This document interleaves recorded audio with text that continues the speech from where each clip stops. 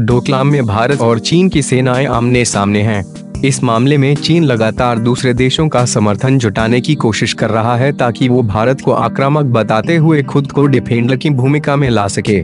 चीनी अधिकारियों की कोशिश है कि वो भारत पर दुनिया के दूसरे देशों का दबाव बढ़वाएं और भारत डोकलाम से अपनी सेना को वापस बुला ले, पर उसकी हर चाल नाकामयाब होती दिख रही है।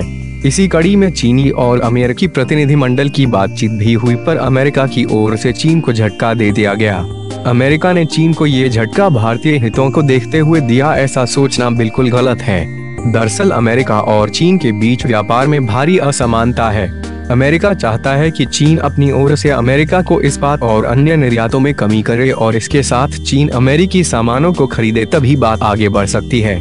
यही वजह है कि अमेरिका और चीन के अधिकारियों के बीच अर्थव्यवस्था के मुद्दे पर हुई बातचीत फेल हो गई। अमेरिका चीन स्ट्रेटेजिक इकोनॉमिक डायलॉग के पीछे चीन की चाल थी कि वो पर्दे के पीछे भारत विरोधी जमीन तैयार कर ले, पर अमेरिका ने उसे झटका दे दिया। अमेरिका चीन स्ट्रेटेजिक इकोनॉमिक डायलॉग सालाना तौर पर आयोजित होता रहा है, लेकिन इस बार चीन इस सालाना बातचीत के पीछे डोकलाम मुद्दे पर अमेरिका को मनाने की कोशिश कर रहा था। खास बात यह है कि अमेरिका चीन स्ट्रेटेजिक इकोनॉमिक डायलॉग बेहद बुरी तरह से फ्लॉप हो चुका है।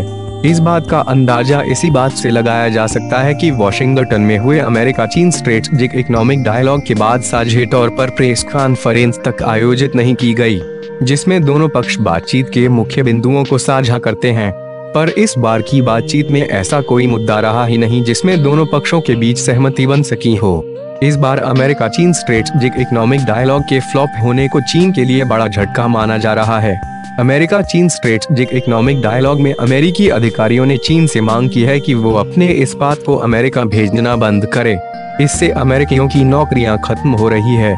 दोनों देशों के बीच व्यापार घाटा बेहद ज्यादा हो गया है, जिसे घटाने में चीन की रुचि बिल्कुल भी नहीं है, बल्कि वो लगातार इसे बढ़ाते हुए खुद का ही फायदा देख रहा है। अमेरिका और चीन के बीच द्विपक्षीय व्यापार में $347 मिलियन का भारी भरकम अंतर है।